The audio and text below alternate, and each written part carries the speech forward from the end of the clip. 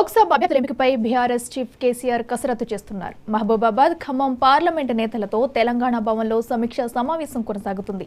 ఈ సమావేశానికి BRS MLA Tellam Venkatrao డుమ్మా కొట్టారు.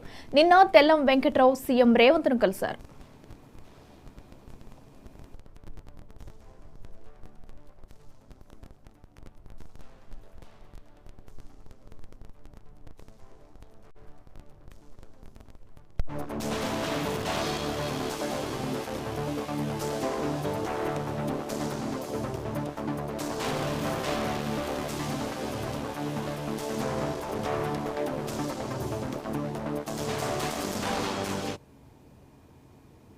లోక్సభ అభ్యర్థుల ఎంపికపై బీఆర్ఎస్ చీఫ్ కేసీఆర్ కసరత్తు చేస్తున్నారు. మహబూబాబాద్, ఖమ్మం పార్లమెంటు నేతలతో తెలంగాణ భవన్లో సమీక్షా సమావేశం కొనసాగుతుంది.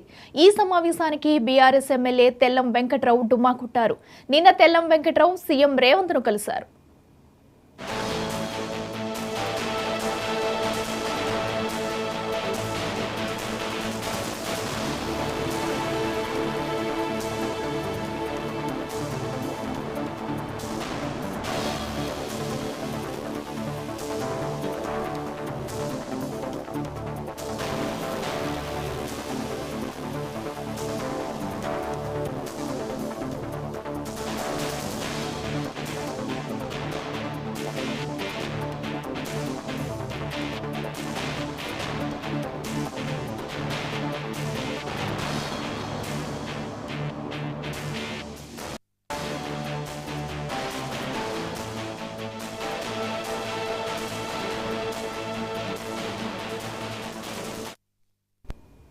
లోక్సభ అభ్యర్థుల ఎంపికపై బీఆర్ఎస్ చీఫ్ కేసీఆర్ కసరత్తు చేస్తున్నారు. మహబూబాబాద్, ఖమ్మం పార్లమెంటు నేతలతో తెలంగాణ భవన్లో సమీక్షా సమావేశం కొనసాగుతుంది.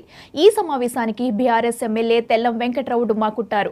నిన్న తెల్లం వెంకట్రావు సీఎం రేవంత్ను కలిశారు. ఇదే అంశానికి సంబంధించి మరింత సమాచారం మా ఇన్పుట్ ఎడిటర్ నవీన్ అందిస్తారు. నవీన్, చెప్పండి, ఈ రోజైనా బీఆర్ఎస్ అభ్యర్థుల ఎంపిక కొలుకు వస్తుందంటారు?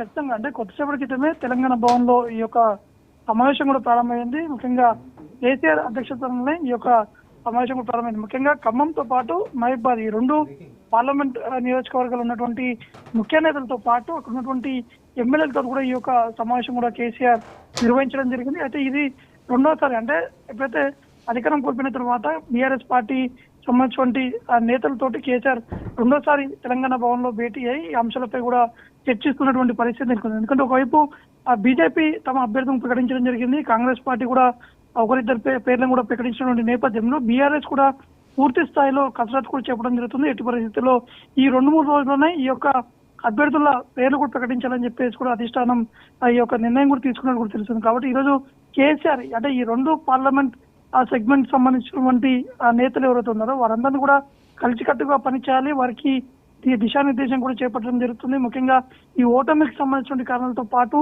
ఏ విధంగా మళ్ళీ ప్రజలకు వెళ్లాలనే అంశాలపై కూడా కేసీఆర్ ఈ నేతలు కూడా చెప్తున్నట్టు కూడా తెలుస్తుంది. ప్రస్తుతానికి ఇంకా ఈ యొక్క సమావేశం మాత్రం ఇంకా కొనసాగుతున్నట్టు తెలుస్తుంది. అయితే ఇందులో మాత్రం ఇటు బీఆర్ఎస్ పార్టీకి చెందినటువంటి ఎమ్మెల్యే వెంకట్రావు మాత్రం నిన్న రేవంత్ రెడ్డిని కూడా కలవడం జరిగింది. కానీ ఈ రోజు ఈ యొక్క సమావేశం కూడా హాజరు కాలేదు. కాబట్టి కొంత బీఆర్ఎస్ పార్టీ నుంచి మరొక ఎమ్మెల్యే ఇటు కాంగ్రెస్ పార్టీలో చేరబోయేటువంటి అవకాశం ఉన్నట్టు కూడా దీన్ని బట్టి కూడా మనకి స్పష్టంగా అర్థమవుతుంది. కాబట్టి ఇంకా క్లారిటీ అనేది రాలేదు. మేబీ రేపు, ఈ రోజు సాయంత్రం లేదా రేపటి వరకు కూడా ఎందుకు హాజరు కాలేని అంశాలపై కూడా వెంకట్రావు క్లారిటీ ఇచ్చేటువంటి అవకాశం కూడా తెలుస్తుంది.